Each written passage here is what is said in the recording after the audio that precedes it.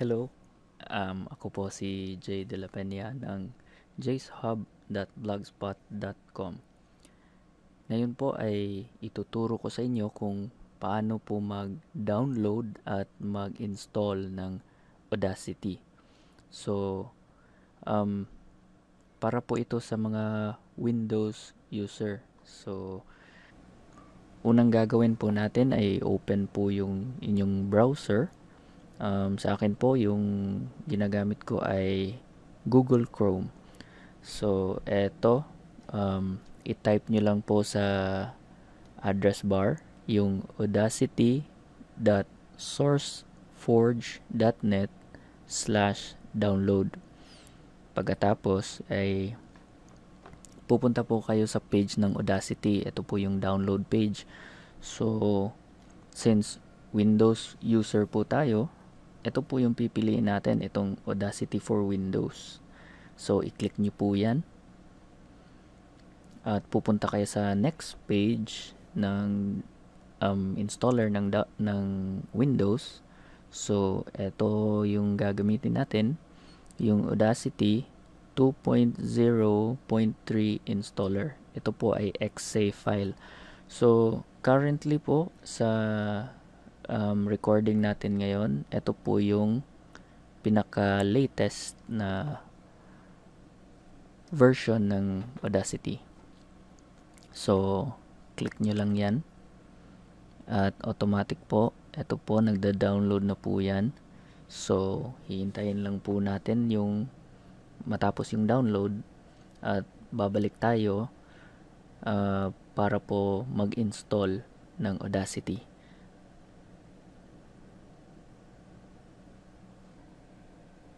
Ayan na po. Tapos na po yung download natin. So, the next thing to do is i-click nyo po itong button na ito.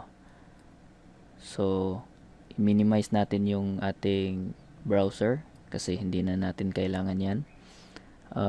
Ito po yung installer. So, click run. At saka click OK kasi English lang yung gagamitin natin na language. And then, click next. Next na naman. Ito po yung folder kung saan i-install yung ilalagay yung mga files ng Audacity. So,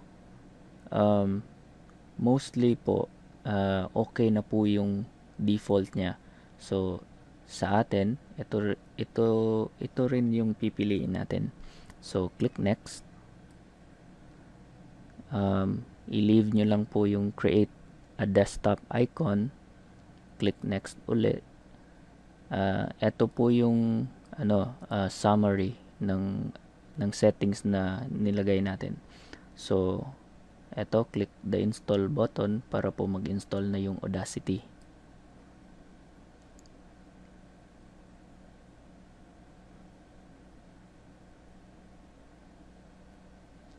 Tapos na po yung install natin. So, click next.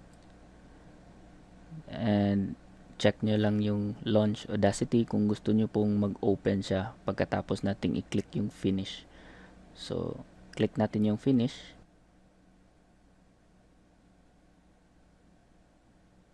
Ito na po yung Audacity. So, nakikita nyo 2.0.3 yung version. So, latest po tayo. Okay. So, ganyan lang po kadali yung pag-download at pag-install ng Audacity. So, I hope may natutunan kayo and nag-enjoy kayo sa video na ito. Short tutorial on how to download and install Audacity. So, maraming salamat po sa panonood. Ako po si Jay De La Peña ng jayshub.blogspot.com.